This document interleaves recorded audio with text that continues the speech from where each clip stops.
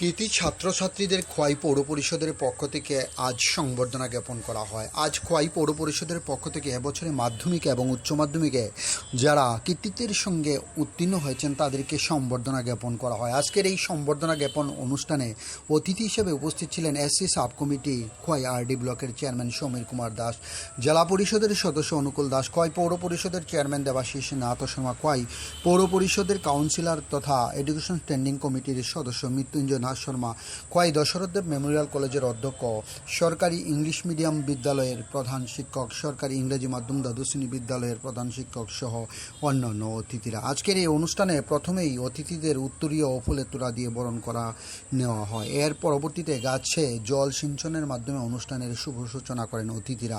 একে একে সমস্ত অতিথিরা আলোচনা করার পর সর্বশেষে অনুষ্ঠানের প্রধান অতিথি সমীর কুমার দাস বিস্তারিতভাবে আলোচনা করেন। ছাত্রছাত্রীদের আহ্বান রাখেন, শুধুমাত্র উন্নত শিক্ষা গ্রহণ করলেই হবে না, সামাজিক দায়বদ্ধতা রেখেই চলতে হবে, কারণ আজকের ছাত্রছাত্রীরাই আগামী দিনের দেশের ভবিষ্যৎ, রাজ্যের ভবিষ্যৎ। এর পরবর্তীতে ছাত্রছাত্রীদের সংবর্ধনা প্রদান করা হয় এই অনুষ্ঠানে। Bureau report, Khowai Times Bangla. এটা তোমাদের শেষ গন্তব্য নয়।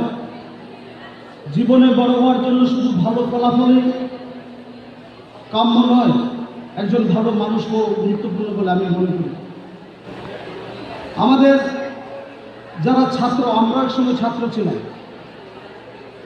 আজ থেকে 32 বছর আগে আমিও বিএ পাস করেছি। আজকে তোমাদের সবাইকে সামনে দেখে পুরনো স্মৃতি মন্থন করছিলাম মনে মনে, যা আমাদের ছাত্রছাত্রীদের জীবনে সবচেয়ে গুরুত্বপূর্ণ সময়। সময় পৃথিবীর সবচেয়ে মূল্যবান সম্পদ।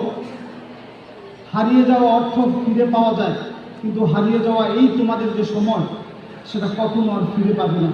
তাই সময়ের সঠিক ব্যবহার করবার জন্য আমি আজকের মঞ্চ থেকে সমস্ত ছাত্রছাত্রীদের কাছে বিনীত